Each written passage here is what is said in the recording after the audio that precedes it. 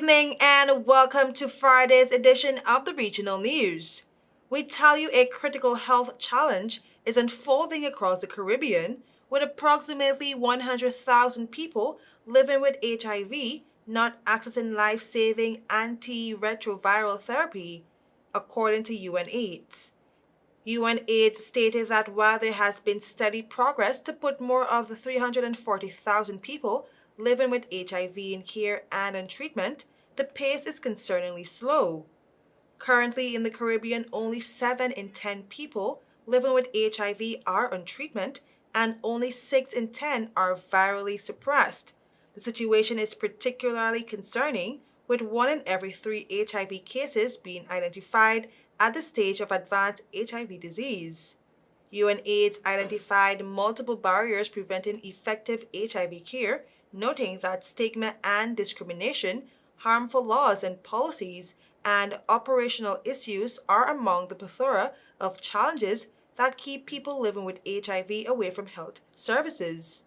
As the region prepares to commemorate World AIDS Day on December 1, under the theme, Take the Right Path, UNAIDS warned that without urgent attention, the Caribbean will not achieve the Sustainable Development Goal 3.3 to end the AIDS epidemic.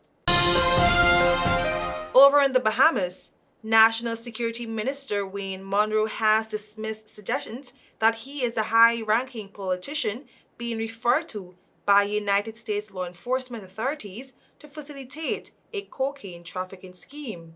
Monroe told reporters that he had not received any money nor had he been asked to accommodate any wrongdoing.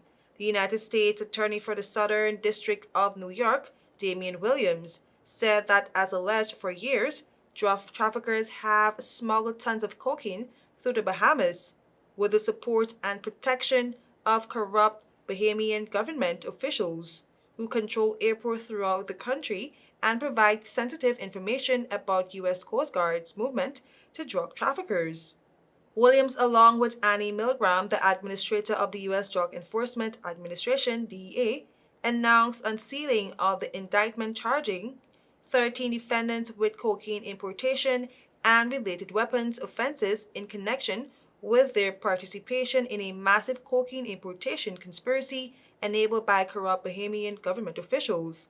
The indictment states that in or about September 2024, one of the men arrested explained that in exchange for a $2 million bribe, a high-ranking Bahamian politician, whom the man named, would authorize the assistance and involvement of armed RBPF officials to facilitate incoming cocaine shipments. And now for some international news. Israeli military strikes killed at least 26 Palestinians across the Gaza Strip on Thursday, as forces step up their bombardment of central areas and tanks push deeper into the north and south of the enclave. The escalation came a day after Israel and Iran-backed Hezbollah began a ceasefire in Lebanon, halting more than a year of hostilities and raising hopes among many Palestinians in Gaza for a similar deal with Hamas, which rules the enclave. Israel's military campaign, with the avowed intent of eradicating Hamas militants after the group's deadly raid on southern Israel on October 7, 2023, has laid waste to the enclave of 2.3 million people. Months of efforts to negotiate a ceasefire have yielded scant progress, and negotiations are now on hold. I am KERESE Gonsalves. Thank you for watching.